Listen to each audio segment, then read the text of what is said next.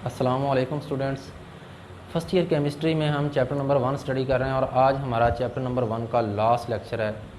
इससे पहले हमने यील्ड का कॉन्सेप्ट स्टडी किया है और आज हम उसी कॉन्सेप्ट से रिलेटेड एक एग्जांपल सॉल्व करने जा रहे हैं जिसमें कि हमने परसेंटेज यील्ड मालूम करनी है। स्टिचोमेट्री के जो बाकी एग्जांपल्स न्यूमेरिकल्स हम सॉल्व कर चुके हैं उनमें जिस तरह से कैलकुलेशंस थी बिल्कुल इसमें भी उसी तरह की कैलकुलेशंस हैं, लेकिन ये है कि यहाँ पे थोड़ा सा ये है हमने परसेंटेज यील्ड मालूम करनी है, ठीक है ना। ये एक एडिशनल चीज़ है। बाकी डाटा जो है वो स्टिचोमेट्री की नॉर्मल कैलकुलेशन से जैसे हम मालूम करते थे उसी तरह से हमारे पास आएगा, ठीक है। तो ये भी स्टिचोमेट्री से रिलेटेड ही है। Example number 14।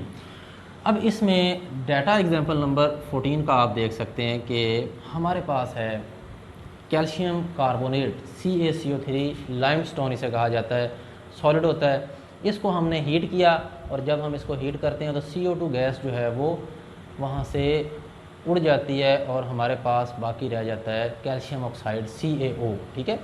10th की केमिस्ट्री के फर्स्ट चैप्टर में भी आपने इस रिएक्शन को पढ़ा है, ठीक है ना। अगर हम क्लोज कंटेनर में CaCO3 को हीट करते हैं तो ये रिएक्शन रिवर्सिबल होता है। अगर हम ओपन कंटेनर में ओपन सिस्टम में हीट करते हैं तो क्योंकि CO2 एस्केप हो जाती है रिएक्शन मिक्सचर से तो फिर ये रिएक्शन इरिवर्सिबल होता है। ये देखें इरिवर्सिबल एरो यूज़ हुआ है यहाँ पे, ठीक है।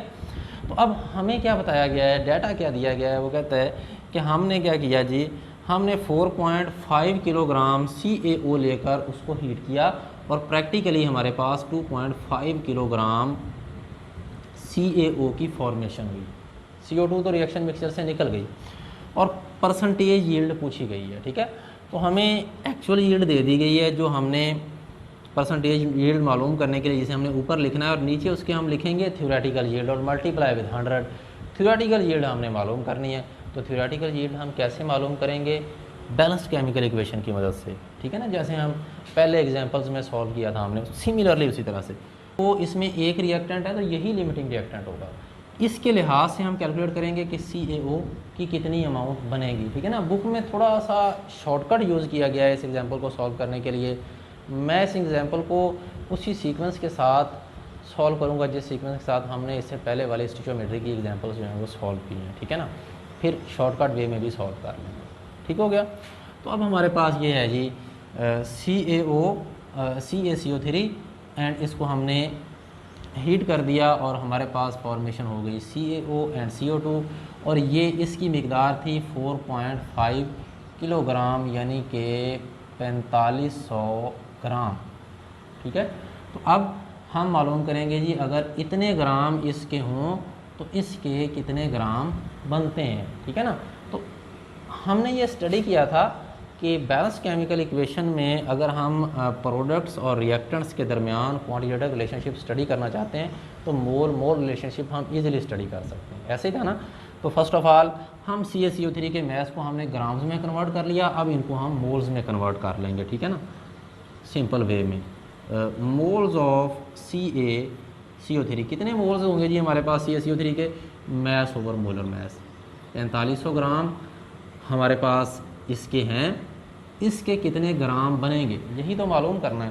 तो अब हमने इसके ग्राम्स के मोल बनाने हैं, ठीक है। फिर मालूम करेंगे कि इसके कितने मोल्स बनेंगे और फिर इनके जो मोल्स होंगे उनके ग्राम्स बना लेंगे, वेरी सिंपल। तो अब ये मोल्स ऑफ CaCO3 मालूम करने के लिए हम mass over molar mass of this 16 multiply with 3 plus 12 plus 40, ठीक है। तो ये मैं डायरेक्ट कैलकुलेट कर देता हूँ 16 मल्टीप्लाई विथ 3 प्लस 14 12, ठीक है, कार्बन का 12 प्लस 40 कैल्शियम एटम का 100 आ गया हमारे पास, ठीक है। ये आ गया 100, ठीक है जी। तो हमारे पास हैं जी 45 मोल्स हैं, हमारे पास CaCO3 के 45 मोल्स हैं। अब हम कैलकुलेट कर लेते हैं कि CaO के कितने मोल्स बनेंगे। बहुत आसान है, इधर ऊपर लिख लेंगे हम compare the number of moles of CaCO3 and CaO, इसके जो जितने मोल्स बनेंगे वो हमारे पास आ जाएंगे। अब देखें CaCO3 के मोल्स तो नोन है, उसको हम लेफ़्ट साइड पे लिख लेंगे और CaO के हमने मालूम करने हैं, राइट साइड पे लिख लिया। अब ऐसा है कि इक्वेशन के अकॉर्डिंग देखें, इसका 1 मोल हो तो इसका 1 मोल बनता है, इसका 1 मोल हो तो इसका 1 मोल बनता है, ठीक है। अब CaCO3 के कितने मोल्स हैं हमारे पास, ठीक है ना। CaCO3 के हमारे पास हैं 45 मोल्स, तो CaO के भी कितने मोल्स बनेंगे जी, वेरी सिंपल 45 मोल्स की फॉर्मेशन होगी, ठीक है। अब यहाँ पे हमारे पास है अमाउंट ऑफ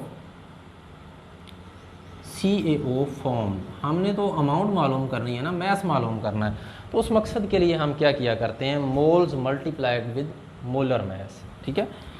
मैथ मालूम करने के लिए हम क्या करते हैं, मोल्स को मोलर मैथ के साथ मल्टीप्लाई कर देते हैं। अब मोलर मैथ हमारे पास CaO का कितना है जी, 40 और 16, ठीक है, 56। तो यहाँ से हमारे पास आ जाएगा जी 45 मल्टीप्लाइड विद 56, ठीक है। ये आ गए हमारे पास 2520 ग्राम CaO के हमारे पास बन रहे हैं, और प्रैक्टिकली हमारे पास कितने बन रहे हैं जी, 2500 ग्राम, ठीक है। के की जगह पे हम क्या करेंगे, 1000 से इसको मल्टीप्लाई कर देंगे, के ख़त्म हो जाएगा प्रीफिक्स, ठीक है। के का मतलब भी 1000 होता है, तो 2.5 मल्टीप्लाइड विद 1000 2500 ग्राम आ जाएगा, ठीक है। तो अब वेरी सिंपल, अब हम परसेंटेज यील्ड मालूम करेंगे, तो क्या करेंगे, उस मकसद के लिए एक्चुअल यील्ड ऊपर लिखेंगे, नीचे लिखेंगे हम थ्योरेटिकल यील्ड और मल्टीप्लाई विद 100। लेकिन ये स्टेप तो सिंपल है हमारे पास, इसको हम देख लेते हैं। हमारी बुक में जिस तरह इस एग्जांपल को सॉल्व किया गया है शॉर्टकट वे में, वो भी हम एक नज़र उसको भी देख लेते हैं, ठीक है ना। थ्योरेटिकल यील्ड बुक में जो कैलकुलेट की गई है वो थोड़ा सा मोल्स में जाए बगैर जो है सॉल्व किया गया है, ठीक है। तो डायरेक्ट कैसे सॉल्व हो सकता है देखें, CaCO3 when heated it gives CaO and CO2, ठीक है। तो ये हमारे पास आ गया। अब ये है कि हमें इक्वेशन बता रही है कि इसका 1 मोल हो तो इसका भी 1 मोल बनता है। इसके 1 मोल का मैथ कितना होता है जी, हमारे पास अगर इसका 1 मोल हो ना, तो इसका भी क्या बनता है, 1 मोल ही बनता है, ठीक है। इसके 1 मोल का मैथ कितना हुआ, 16 मल्टीप्लाई विद 3 प्लस 12 प्लस 40, तो ये अभी हमने कैलकुलेट किया है 100 ग्राम, और इसके 1 मोल का मैथ 40 प्लस 16 56 ग्राम, ठीक है। हमने कैलकुलेट क्या करना है, एक्चुअली हमने कैलकुलेट ये करना है कि CaCO3 के अगर 4500 ग्राम हों तो CaO के कितने ग्राम बनेंगे, यही कैलकुलेट करना है, यही थ्योरेटिकल यील्ड है। तो यहाँ से डायरेक्ट भी हम यूज़ करके डाटा हम मालूम कर सकते हैं कि इसके अगर 4500 ग्राम हो तो इसकी कितनी मिकदार बनेगी, ठीक है ना। ठीक है, इसमें हम डायरेक्ट यूज़ करते हैं 100 gram of CaCO3 gives CaO, ठीक है। 100 ग्राम CaCO3 को हीट करने से कितने ग्राम, 56 ग्राम हमारे पास CaO की फॉर्मेशन होती है, ठीक है। तो अब हम मालूम करेंगे ये यूनिटी मेथड से 1 gram of CaCO3 gives CaO 56/100, ठीक हो गया। तो अब 4500 ग्राम की बारी आ जाएगी, ठीक है ना। 4500 gram of CaO gives 4500 gram of CaCO3 gives CaO, तो कितनी अमाउंट 56/100 मल्टीप्लाइड विद 4500 आ जाएगा हमारे पास, ठीक है। ये दो कट जाएंगे और वही काम हो गया, 56 और 45 को हमने मल्टीप्लाई करना है जैसे यहाँ पे किया था, तो उसी तरह से वो आंसर आएगा हमारे पास 2520 आएगा, ठीक है ना। तो ये इस तरह से हम शॉर्टकट वे में भी हम जो है वो थ्योरेटिकल यील्ड तक पहुँच सकते हैं, ठीक है ना। तो थ्योरेटिकल यील्ड तक पहुँचने की जो एक्चुअल सीक्वेंस है वो यही है कि मोल मोर रिलेशनशिप की मदद से हम यहाँ तक पहुँचें तो आसानी है, उसमें मिस्टेक के चांसेस कम है। इस तरह से डायरेक्ट भी हम सॉल्व कर सकते हैं, जो इससे पीछे हमने एग्जांपल सॉल्व की थी उसमें भी हम इस मेथड को यूज़ कर सकते हैं, डायरेक्ट मेथड को, ठीक है ना। तो जब इस मेथड से अच्छी प्रैक्टिस हो जाएगी फिर उसके बाद आप इजीली इस मेथड से भी सॉल्व कर सकेंगे, ठीक है। तो थ्योरेटिकल यील्ड मालूम करनी है वो किसी भी मेथड से आप मालूम कर लें। अब हम फाइनल रिजल्ट देखते हैं। हमारे पास फाइनल रिजल्ट के लिए दोनों में ही देखें डाटा सेम आ रहा है, तो डाटा अब हमने यूज़ करना है। तो परसेंटेज यील्ड ये चीज़ हमसे पूछी गई है। तो परसेंटेज यील्ड कैसे मालूम करते हैं? Actual yield over theoretical yield, 2500 over 2520, 2500 over 2520, ये 2520 है।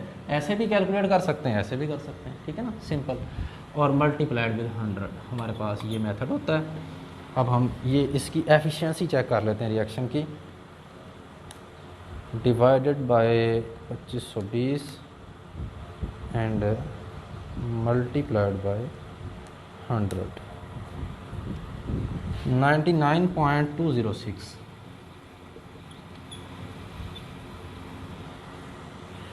एफिशिएंसी ऑफ केमिकल रिएक्शन हमारे पास है, ठीक है ना। तो ये चीज़ है कि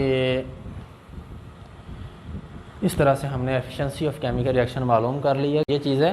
तो अगर देखें इस रिएक्शन को तो इसकी अच्छी खासी है एफिशिएंसी है, 99% से भी ज़्यादा है, तो ठीक है इसकी एफिशिएंसी। ये चैप्टर यहाँ पे हमारा एंड हो जाता है। इस चैप्टर के सारे लेक्चर्स जो है ना, ये 27 लेक्चर्स में मैंने ये चैप्टर कंप्लीट किया है। चैप्टर की एग्जांपल्स, इसके साथ साथ एक्सरसाइज के न्यूमेरिकल्स, इसके साथ साथ ये भी कि बोर्ड में किस तरह से क्वेश्चन आ सकता है, और MD कैट ई कैट के हवाले से भी जो टॉपिक्स थे उनको भी हमने डिस्कस किया, ठीक है ना। तो ये अगर आप कैलकुलेशंस के साथ इस चैप्टर की प्रैक्टिस कर लें और सारे लेक्चर्स देख लें तो इंशाल्लाह आपके जो बेसिक कॉन्सेप्ट्स हैं केमिस्ट्री से रिलेटेड वो स्ट्रॉन्ग हो जाएंगे, ठीक है ना। तो ये एक प्लेलिस्ट में सारे के सारे लेक्चर्स आपको एक सीक्वेंस में मिल जाएंगे। इसके साथ ही हम अब जो है कल से जो है वो नेक्स्ट चैप्टर स्टार्ट करेंगे, चैप्टर नंबर 2, ठीक है। वस्सलाम।